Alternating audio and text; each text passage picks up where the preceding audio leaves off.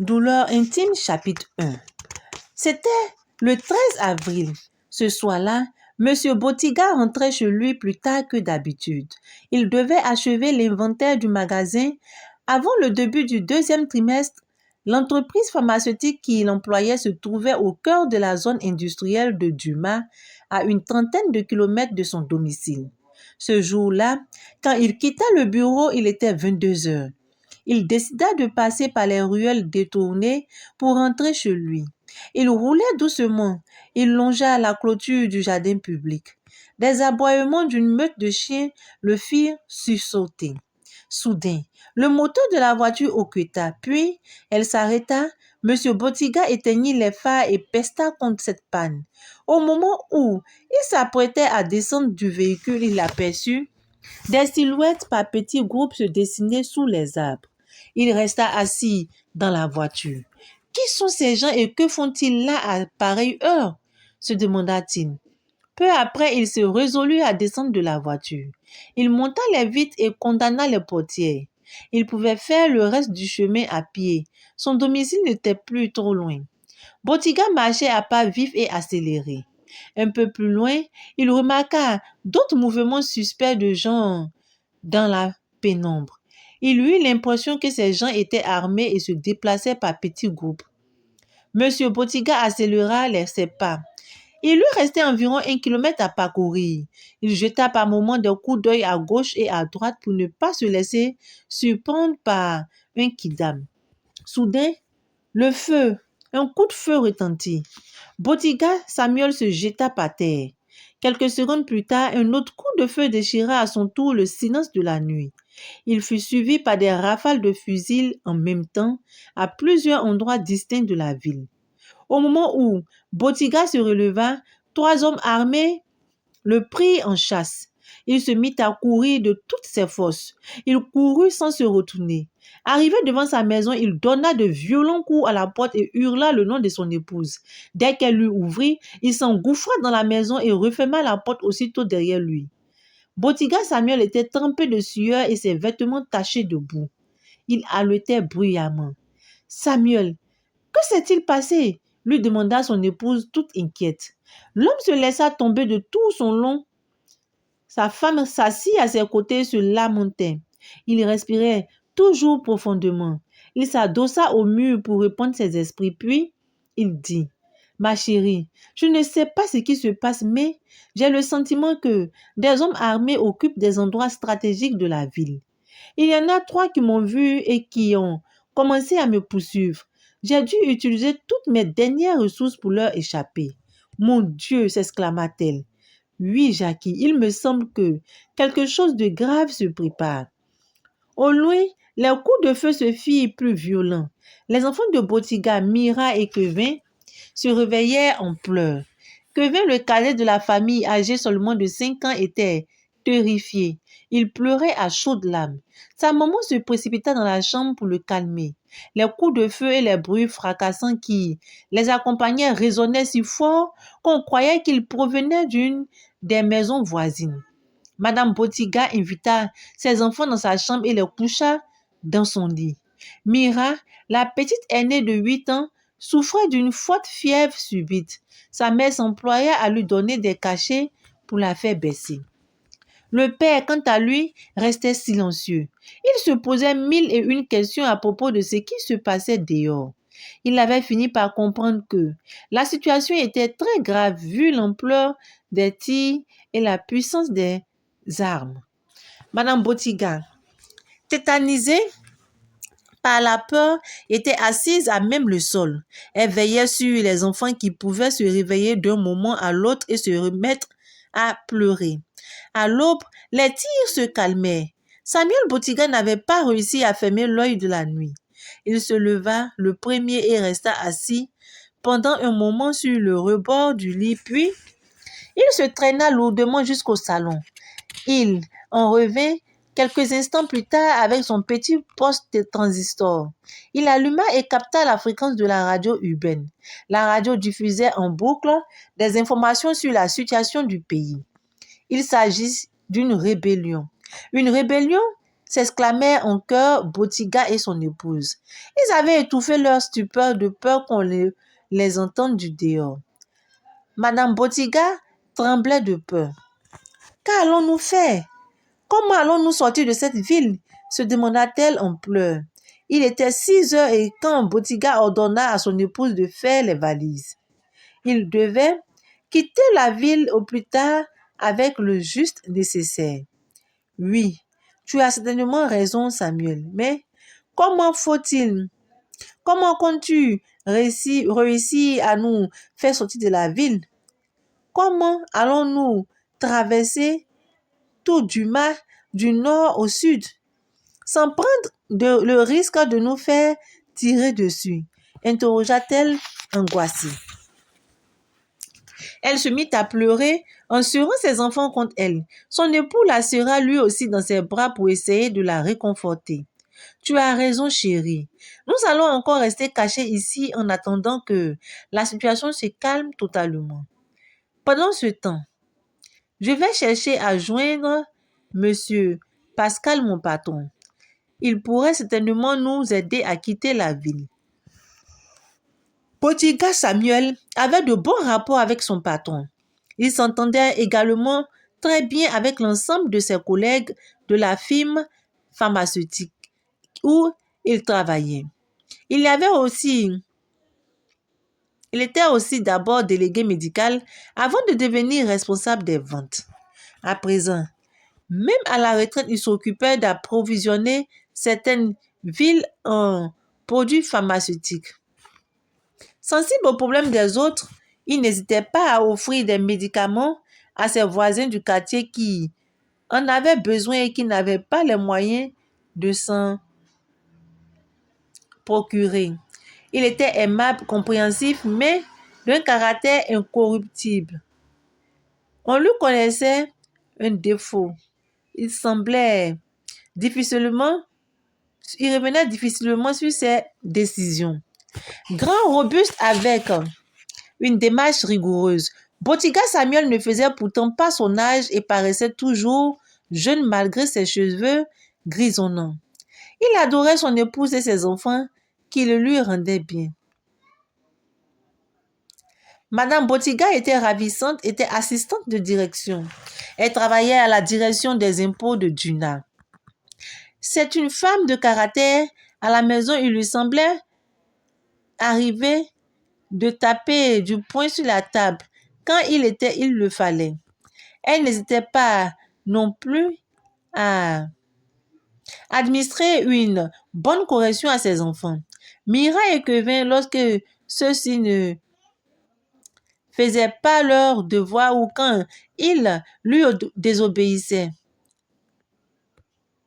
Kevin était très turbulent, au contraire de sa grande sœur Mira, qui était plutôt douce et obéissante. Il était rare de voir Kevin réviser ses cours et pourtant, il avait toujours de bonnes notes. Leur maman n'arrêtait pas de leur donner des conseils, de leur parler des difficultés de la vie. De leur parler des difficultés de la vie.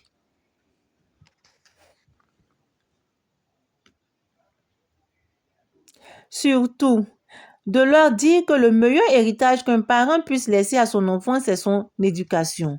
Les enfants trouvaient que leur maman se plaignait un peu trop, mais en réalité, elle les aimait plus que tout au monde et était prête à tous les sacrifices pour eux. La radio urbaine continuait de diffuser des informations sur les événements de Duna. Mira et Kevin, la tête sous le drap, sanglotaient. Botiga, voyant l'état d'esprit de son épouse, mais aussi de ses enfants, interrompit la radio. La nuit était tombée. La bataille qu'on croyait avoir cessé reprit de plus belle entre les rafales des armes de guerre. On n'entendait par intermittence des explosions. Au loin des cris, des pleurs, la ville était désormais un vaste champ de bataille et puis, peu à peu, les âmes se turent. 3 jours que les hostilités avaient cessé. La vie dans une ville avait du mal à reprendre ses droits sur la mort. La radio annonça que les présidents des pays voisins étaient venus aider à rétablir définitivement la paix. C'est à ce moment-là que la ville se vida un peu plus de sa population. Botiga avait finalement réussi à joindre M. Pascal. Les deux hommes profitaient eux aussi de ces jours de répit pour partir de Duna avec leur famille. Il était presque 6 heures quand le chauffeur du minicar qui devait conduire les deux familles hors de Duna leur fit signe de monter. Botiga et M. Pascal laissèrent monter les femmes et les enfants en premier avant à leur tour de prendre place dans le véhicule. Ils étaient 14, y compris le chauffeur et son employeur. Le chauffeur fit démarrer le minicar.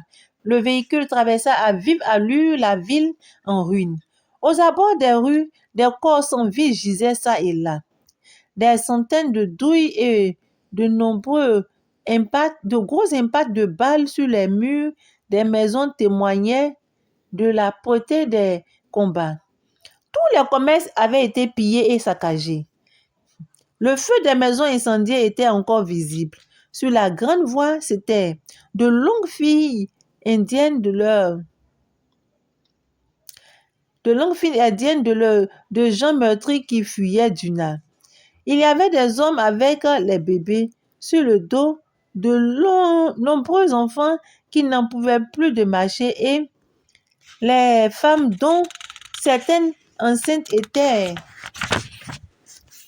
visiblement épuisées. Ces images rendaient les cœurs amers, mais une seule idée hantait le cœur des passagers du minicar: partir.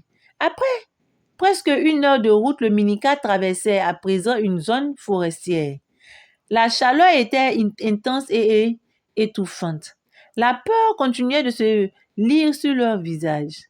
Elle se faisait accompagner de grosses gouttelettes de sueur malgré le courant d'air qui pénétrait dans le véhicule. Le paysage passait rapidement sous leurs yeux endoloris. Leur beauté ne semblait pas illuminer leurs pensées.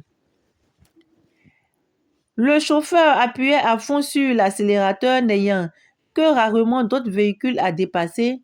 Botiga, de temps à autre, jetait un coup d'œil à sa femme et à ses enfants pour s'assurer que tout allait pour le mieux.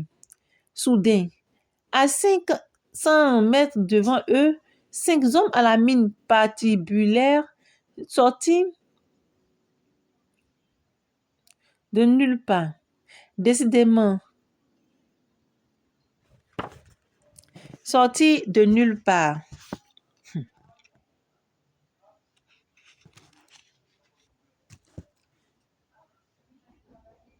Les paysages étaient, je reprends. De répondre. Le chauffeur fit démarrer le minicar, le véhicule traversa à vive allure la ville en ruine. Aux abords des rues, des corps sans vie gisaient çà et là, des centaines de douilles et de gros impacts de balles sur les murs des maisons témoignaient de l'âpreté des combats. Tous les commerces avaient été pillés et saccagés. Le feu des maisons incendiées était encore visible sur la grande voie. C'étaient de longues files indiennes de gens meurtris qui fuyaient Duna. Il y avait des hommes avec des bébés sur le dos, de nombreux enfants qui n'en pouvaient plus de marcher, des femmes dont certaines enceintes étaient visiblement épuisées. Ces images rendaient le cœur amer, mais une seule idée hantait le cœur des passagers du minicar: partir. Après presque 1 heure de route, le minicar traversait à présent une zone forestière. La chaleur était intense et étouffante. La peur continuait de se lire sur les visages. Elle se faisait accompagner de grosses gouttelettes de sueur malgré le courant d'air qui pénétrait le véhicule. Les paysages passaient rapidement sous leurs yeux endoloris. La beauté ne semblait pas illuminer leurs pensées. Le chauffeur appuyait à fond sur l'accélérateur, n'ayant que rarement d'autres véhicules à dépasser. Botiga, de temps à autre, jetait un coup d'œil à sa femme et à ses enfants pour s'assurer que tout allait pour le mieux. Soudain, à 500 mètres devant eux, 5 hommes à la mine prétibulaire sortis de nulle part arrêtaient nerveusement le minicar. Ce fut la panique. Les enfants apeurés se mirent à pleurer et à s'accrocher à leurs parents. Finalement, le groupe d'hommes armés ne voulait que fouiller le véhicule pour s'assurer qu'aucun passager n'avait en sa possession une arme. Après une fouille minutieuse rythmée par des cris et des rafales en l'air, le véhicule reprit sa route. Bottiga rompit le lourd silence et évoqua les séquelles que la guerre pouvait laisser. Toutefois, toute chose qui souvent constituait les gemmes d'une haute guerre, la peur de l'autre entretenue par la haine. Il déplora le fait que les choses en soient arrivées là. Duna était une belle petite ville située à quelques 500 km de la capitale. Dans le sud du pays, la ville de Duna gardait encore les traces de son passé colonial avec ses vieilles bâtisses et ses monuments historiques qui faisaient sa fierté. Certaines des bâtisses étaient suspendues au-dessus des montagnes et d'autres presque ensevelies dans les vallées. À côté de tout cela, on n'y trouvait pas également on y trouvait des constructions plus modernes, avec de nombreuses infrastructures dont un hôpital doté d'un plateau technique de pointe et d'un corps médical qualifié. Il y avait aussi le lycée moderne, un joyau architectural qui accueillait des milliers d'élèves. On notait aussi à Duna les températures qui frôlaient par moments les deux extrémités. Pendant la saison des pluies, il faisait très froid et la température pouvait descendre jusqu'à 25 degrés. Quand venait la saison sèche, la température remontait jusqu'à 40 degrés parfois. Cependant, cette période avait ses nuits colorées d'étoiles et de pleine lune, laissait voir la joie de vivre des populations. L'autre charme de cette ville, c'était ses belles plages. En effet, Duna était dotée de plages parmi les plus belles au monde. Chaque année, des milliers de visiteurs en quête de bien-être s'y retrouvent. Le tourisme est la source principale de revenus, ce qui explique le nombre important d'artisans et autres artistes. Outre ces belles plages, il y avait le cimetière des bateaux de Duna. On raconte même que de nombreux pirates avaient échoué sur l'île qui avoisine la ville et hantent encore aujourd'hui le site, attisant ainsi la curiosité des touristes. Le seul problème à Duna, c'était l'état de la voirie. En effet, à l'intérieur de la ville, les nombreux nids de poules et les épais nuages de poussière des rues ternissent l'image de la cité, ce qui rendait un peu difficile l'approvisionnement du marché en vivres à partir des villes et villages voisins. Cependant, le marché regorgeait de presque tous les produits nécessaires aux besoins des populations. Duna était donc un vrai paradis sur terre où les peuples venus d'horizons divers avaient toujours vécu en parfaite intelligence jusqu'à cette nuit du 13 avril 1987. Une nuit d'horreur où tout bascula. Ah, cette guerre! Monsieur Pascal acquiesça. Les enfants étaient un peu plus détendus. Mira regardait défiler les paysages et sentait le vent lui fouetter le visage comme une ode à la liberté. Il est vrai qu'avant ces événements tragiques, des mécontentements se faisaient entendre. Les populations se plaignaient de la cherté de la vie, de la ville et des tracasseries routières. Leurs élèves et étudiants annonçaient les couleurs en paralysant l'école et l'université. Il leur Il fut rejoint par les élèves et étudiants annonçaient les couleurs en paralysant l'école et l'université. Il fut rejoint par des syndicats de travailleurs. Ah, si on les avait écoutés, rien de tout cela ne serait peut-être arrivé. Ces choses-là, Botiga les avait voulu parfois, mais ces choses-là, Botiga les avait moult fois racontées à ses enfants. Il disait que rien ne peut maîtriser la colère d'un peuple, surtout quand celui-ci souffre dans sa chair. Ne dit-on pas que un ventre affamé n'a point d'oreille ni de jugeote, mais de là à prendre des armes contre sa patrie, personne n'y comprenait rien. La veille, certaines familles, sans nul doute, dans le secret des dieux, avaient fait des provisions. On parlait de discrétion, d'armes à feu, bien sûr, plus tard.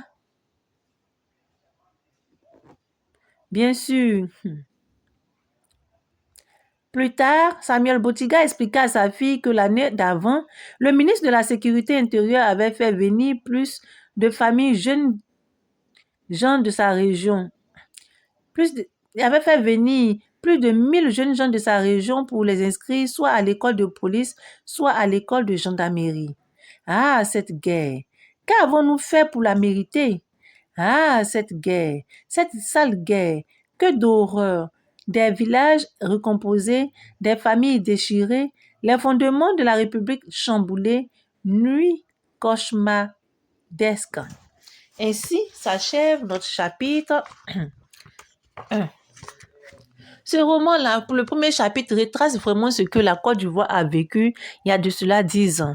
Car quand on parle de rébellion, nous avons vécu aussi la guerre. Et c'était vrai, on restait cloîtrés à la maison dans la peur, alors qu'il y a des heures bien précises où les combats reprenaient. Ce fut vraiment un choc pour nous, car on ne s'y attendait vraiment pas.